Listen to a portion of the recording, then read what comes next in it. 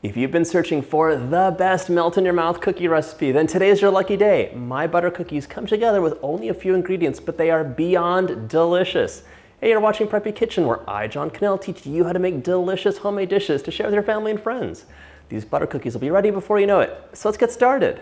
First off, measure out 2 cups or 240 grams of all-purpose flour. I'm using a scale, but if you're not, just fluff the flour up, sprinkle it into your cup, and level it off. It's gonna be fairly accurate as well. Yeah, just set that aside for later. Now we're gonna cream up 1 cup or 226 grams of unsalted butter at room temperature. If you're wondering why recipes always ask for unsalted butter, but then have you put salt back in, you're like, what's wrong with you? It's just because depending on where you are and what brand of butter you use, they're either a little bit more salty or a little bit less salty. And people who make recipes like me like to have consistent results, so you all have a good time when you bake things up. All right, cream it up just a little bit first. Now I'm adding in my ½ teaspoon of salt. Once your butter is creamed up, add that ½ cup or 100 grams of granulated sugar. These cookies are not super sweet, they are just right. Before things really get going, it's never a bad idea to scrape your bowl down. Scrape, scrape, scrape. Okay, now cream it up until it's light and fluffy. Okay, that looks pretty good. This recipe needs 2 egg yolks, no whites, just the yolks. So separate them out. You can save the whites for a less delicious omelet in the morning if you want, or you could make some meringues. Set the whites aside, and now we're gonna add in the 2 yolks and 2 teaspoons of a nice vanilla extract while it's mixing on medium. Okay, 2 yolks, 1 at a time. And your second to last scrape is happening right now. Now, 1 last mix.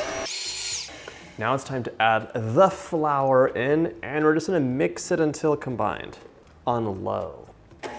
These cookies are so quick and easy. If they're for a holiday platter, yes. If they're for every day, yes to that too. You can make the dough and store it in your freezer and then just like slice it and go. Ooh.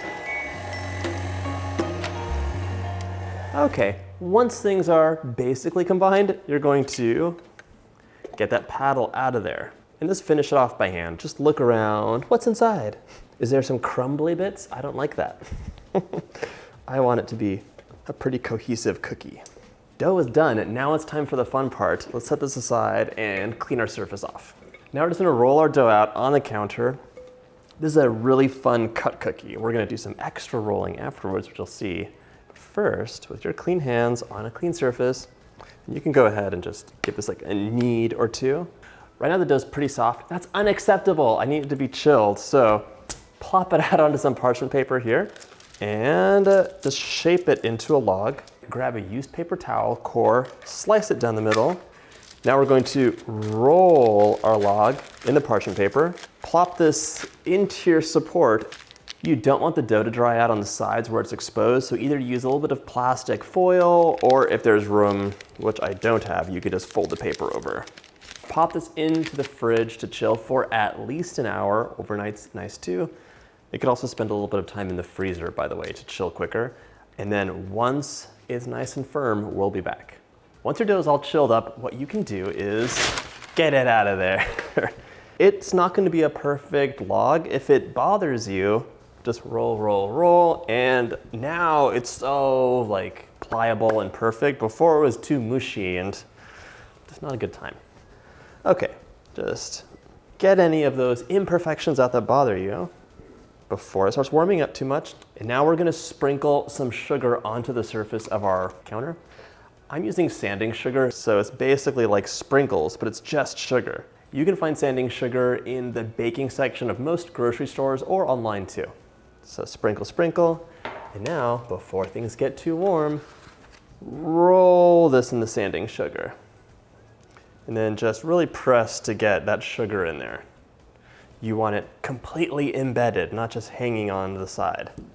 Okay, that looks pretty good to me. I'm gonna clear this off, get a cutting board out, and slice, slice, slice. So messy. Transfer your dough to someplace you feel comfortable cutting. I do not want to cut on this countertop. With confidence. I'm gonna pretend I am right-handed for you right now. That's a thin one. You probably want it just a little bit thicker, maybe 3/4 of an inch. And yes, you can cut what you want and freeze or like refrigerate the rest for later. I'm gonna cut them all right now. Okay, line a baking sheet with either parchment paper or silicone, and then place your butter cookies out. Give them some room to breathe. They're not really gonna spread very much at all, but you want some air circulating and a nice even bake. These will bake at 350 Fahrenheit for 10 to 12 minutes or until the edges are just turning golden brown. They're not gonna be brown, they're almost there. They'll continue to set after you get them out of the oven. But for now, it's time to bake, bake, bake. In you go. There's something so comforting about a butter cookie, that buttery melt in your mouth taste with a little bit of crunch from the sanding sugar on the outside and the sparkle when you hold it in your hand. I hope you get a chance to make this recipe, and if you like this video, check out my cookie playlist, all my favorite cookies in one playlist for you. But now it's time for a bite. That cookie was so good, it just melts in your mouth, but the sanding sugar is like crunch, crunch, crunch. I'm still here, and that's good, I like that. If you like this recipe, hit that like button and subscribe, and I'll see you in the next cookie video.